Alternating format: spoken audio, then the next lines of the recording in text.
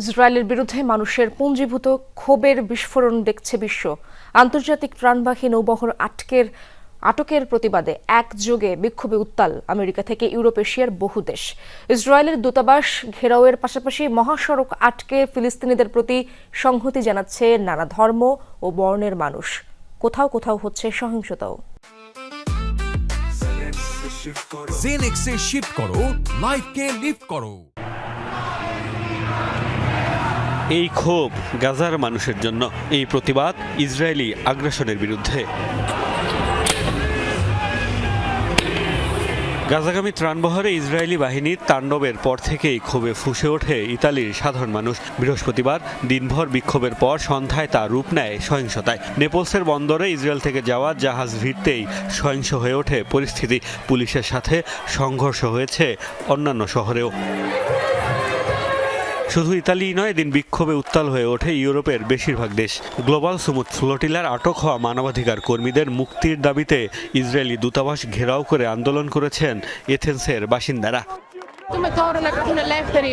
এখনই ফ্লোটিলার সব যাত্রীর মুক্তি চাই।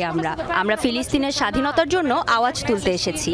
আমাদের দেশকে খুনি রাষ্ট্র ইসরায়েলের সাথে যে কোনো সম্পর্ক ছিন্ন করতে হবে। নিপীড়িত ফিলিস্তিনিদের পক্ষে উত্তাল হয়েছে স্পেনের রাজধানী মাদ্রিদের রাজপথ। বার্সেলোনাতেও সড়কে জড়ো হয়ে ইসরায়েল বিরোধী অবস্থান জানান দিয়েছে হাজার হাজার মানুষ।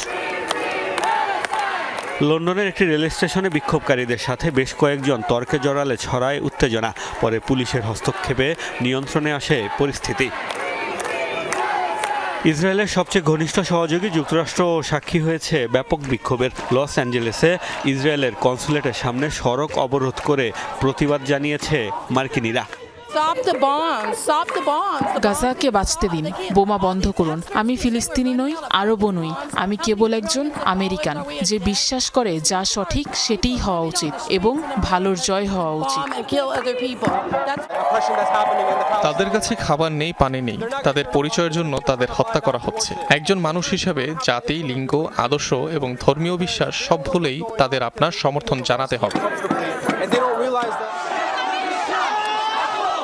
গাজার পক্ষে তিউনিসিয়ায় ইসরায়েলি দূতাবাস ঘেরাও করে আন্দোলন করেছে হাজার হাজার মানুষ।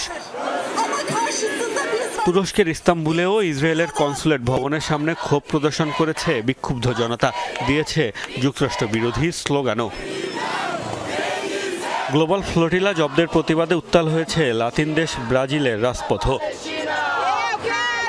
এদিন বিক্ষোভ হয়েছে Ireland, France, Germany, Switzerland, Argentina, Mexico ও পাকিস্তান সহ বিশ্বের আরও বহু দেশে।